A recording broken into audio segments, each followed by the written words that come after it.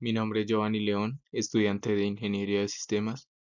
El día de hoy analizaremos el caso del colapso de un edificio. En el estudio nos entregan una serie de datos, los cuales los vamos a analizar mediante la estadística. El objetivo de este estudio es hacer uso de la probabilidad y estadística para tomar cada uno de los datos suministrados, analizarlos, dar cuenta del por qué ocurrió la caída del edificio y también brindar una posible solución que hubiera mitigado el riesgo del colapso.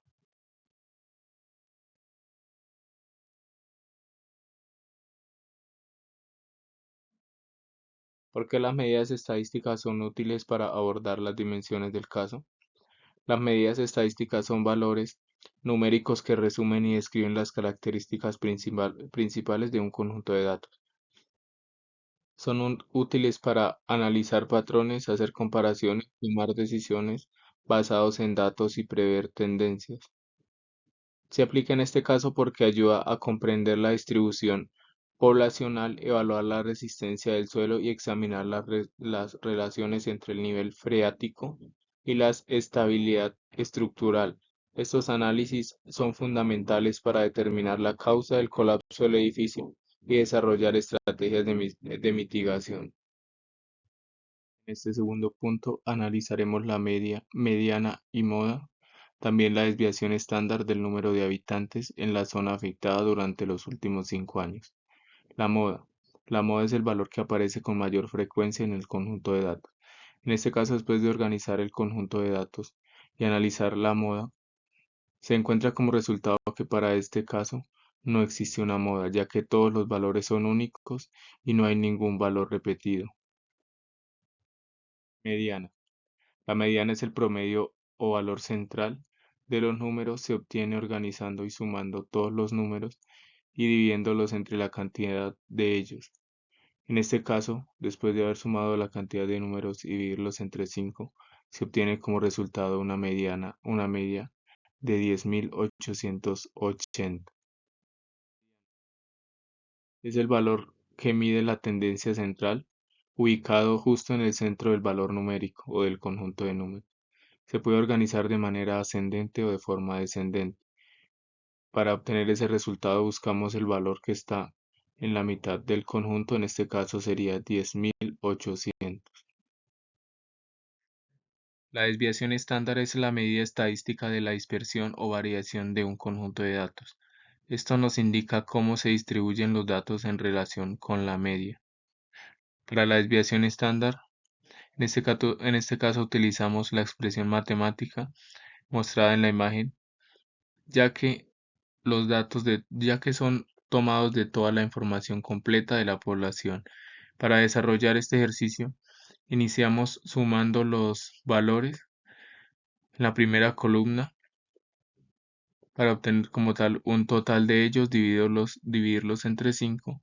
Una vez se obtiene este resultado, cada valor debe ser restado por el número total de la media para obtener los valores de la segunda columna.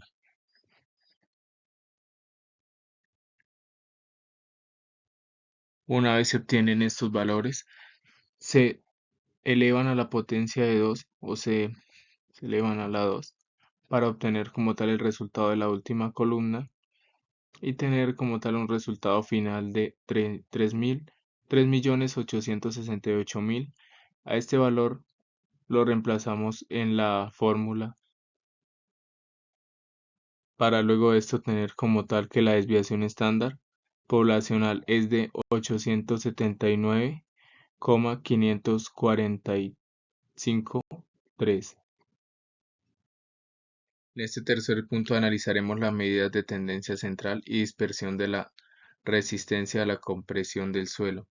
La moda, al igual que el ejemplo anterior, una vez validados los datos y analizados,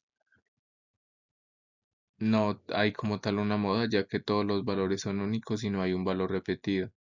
Después de haber sacado la media, tenemos como resultado en este punto el 12,56 y para un total de la mediana que corresponde al 12,5.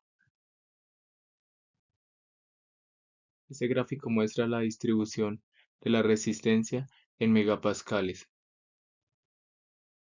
Del mismo podemos concluir que el suelo donde se construyó el edificio tenía un pequeño desnivel en la resistencia, en el punto 3 donde la resistencia era menor con un 24% por debajo del punto 2, al igual que en el punto 4 donde al compararlo con el punto 2 la resistencia era menor en un 13%. En el punto número 5 donde se muestra el gráfico de la resistencia de la relación entre la profundidad del nivel freático y la resistencia del suelo, se puede analizar teniendo en cuenta como tal el concepto del nivel freático, que es la distancia que hay entre la superficie del suelo y el agua subterránea, varía de acuerdo al clima, ubicación geográfica, entre otros aspectos.